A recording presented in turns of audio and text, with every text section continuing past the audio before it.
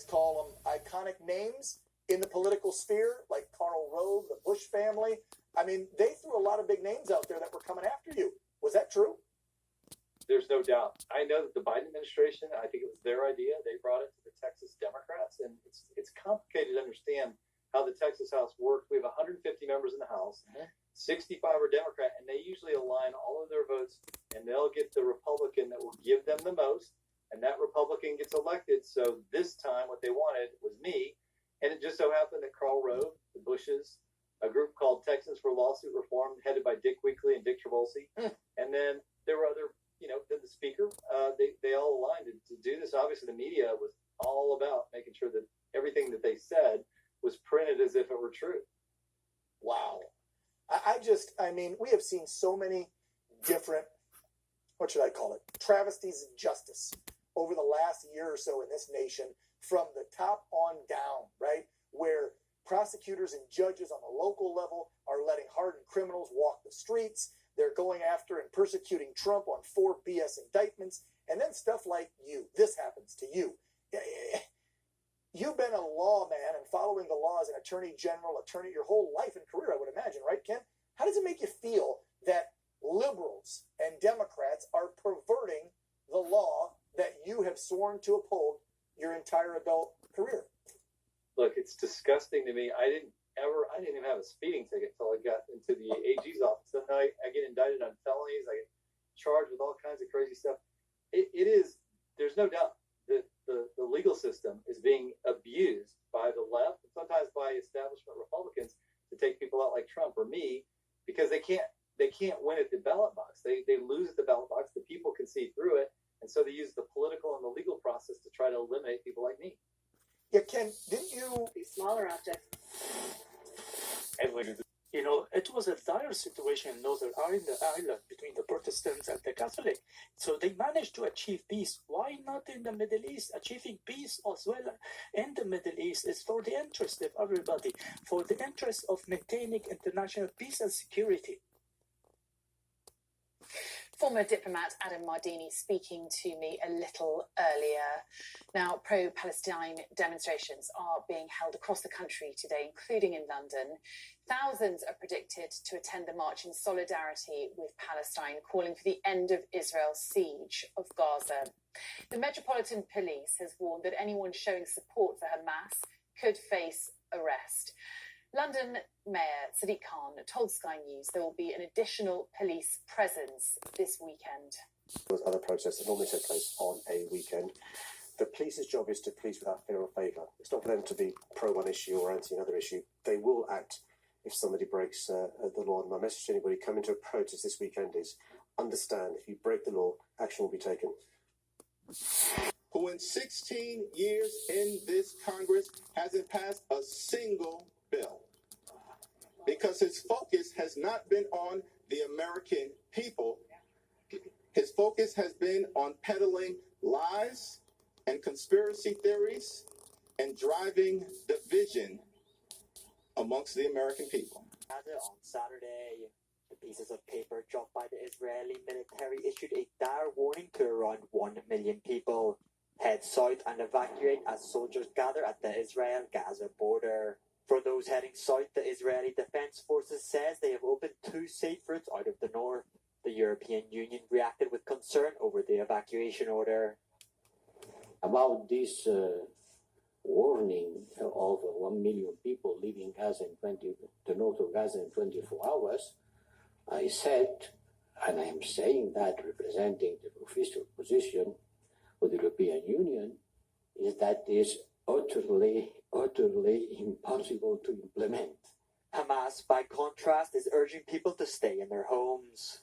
Meanwhile, a senior US official has announced that Israel and Egypt have given the green light for foreigners to leave Gaza through the Rafah crossing. There's been a marked increase in tension and violence on Israel's northern border with Lebanon. Israel fired shells over the border into Lebanon after its own positions came under fire. The Israeli army also says it's killed several people trying to sneak into the country. It blames the Lebanese government for every attack launched from its territory into Israel. לצה"ל יש עוצמה גדולה מאוד בצפון. מי שיגיע לגדר, לחדור לשטח ישראל, ימות. כל אירוע הוא באחריות המלאה של מדינת לבנון, והיא תישא בתוצאות. Caught in the crossfire while filming Friday's border clash as Reuters journalist Issam Abdallah was buried on Saturday at a funeral attended by journalists and Lebanese lawmakers. 6 other journalists were injured when a shell reportedly fired from Israel landed among them. Israel described his death as tragic. There are missiles, the Iron Dome, everything is going on. I don't know what. Oh my God! You saw the explosion. So this is Iron Dome.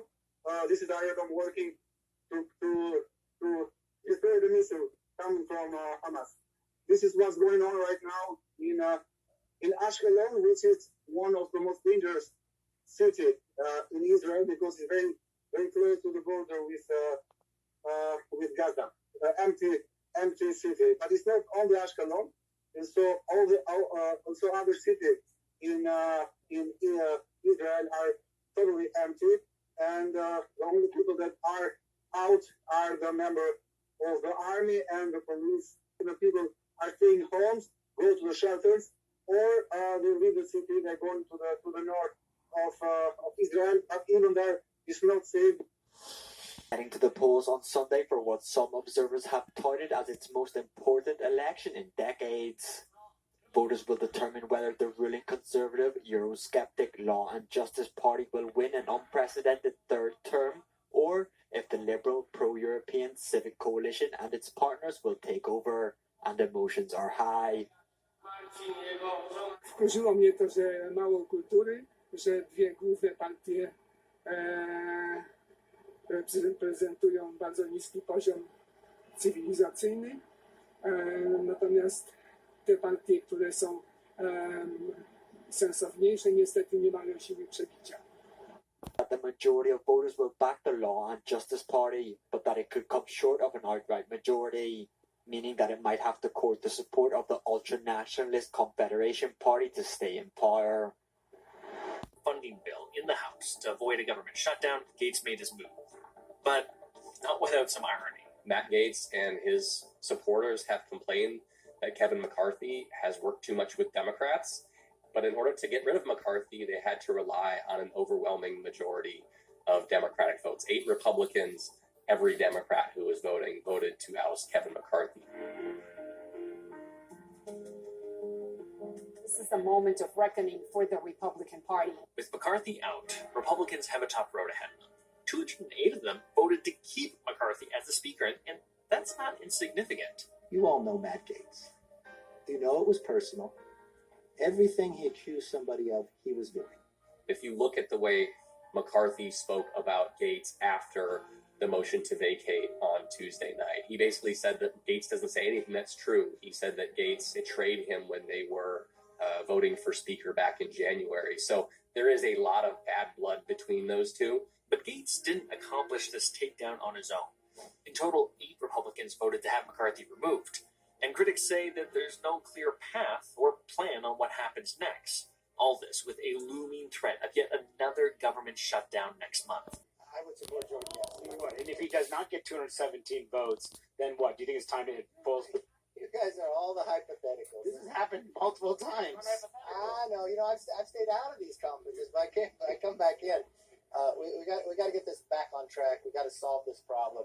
I think we're on path now to do it. George Santos is a now notorious Republican lawmaker, maligned by Democrats, even by some members of his own party, for a life story just a bit too good to be true.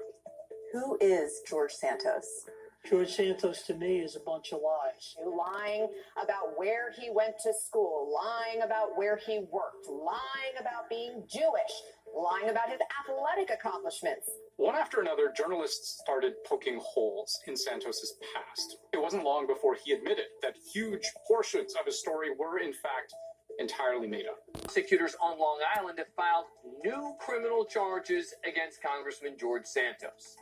A 23-count superseding indictment. In which a British journalist was killed and 6 others injured. A military spokesman said the death of Aissam Abdallah was, quote, a tragic thing.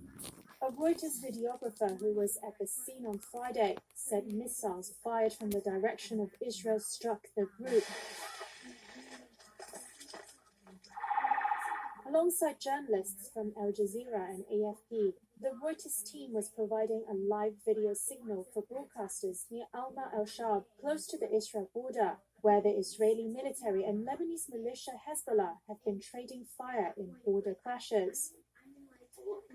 While other news outlets, including the Associated Press and Al Jazeera, said the missiles which killed Aissam Abdallah were Israeli, Reuters could not establish whether they were fired by Israel. Israel's UN envoy Gilad Erdan spoke to reporters at a briefing on Friday. Obviously, we would never want to hatred or kill or shoot any journalist that is doing his job. But we're in a state of war. Things might happen. UN Secretary General Antonio Guterres said the incident underlines the danger of the conflict spreading and the risks to reporters. I want to say how much this demonstrates the enormous risk of spillover of this conflict in relation to others. And I want to pay tribute to journalists. That's so many, unfortunately, the largest number ever. Last year, so many journalists are paying with their lives the work they do to bring truth to everybody in the world.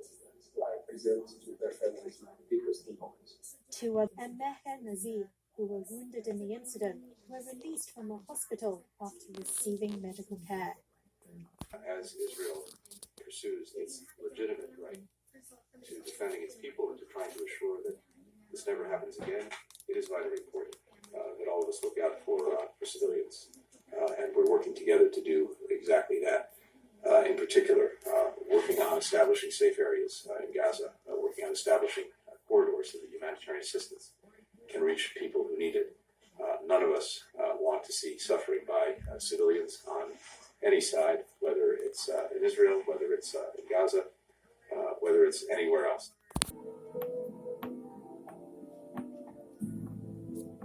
Psalms 83, chapter 3. They have taken crafty counsel against thy people, and consulted against thy hidden ones. Verses 6 through 9. The tabernacle of Edom, and the Ishmaelites of Moab, and Hagarim, the Baal, and Ammon, and Amalek, the Philistines, with the inhabitants of Tyre. Ashur also is joined with them. They have Hopan, the king, Salakia, the children of Lot.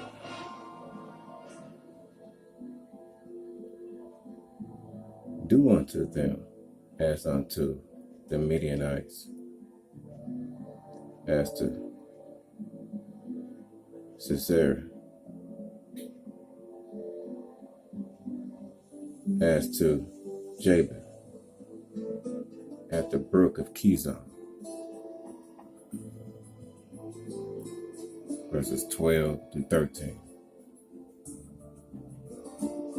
Who said, let us take to ourselves the house of the Heavenly Father in possession.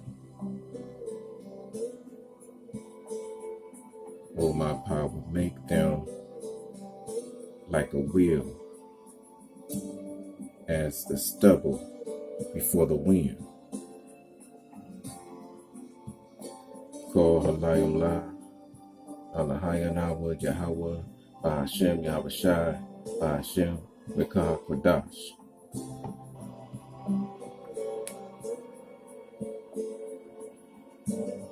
Double honors to the utmost, to the apostles, Slakia, GMS, Great Millstone, And to the 144,000, the children of Yashala, 1/3.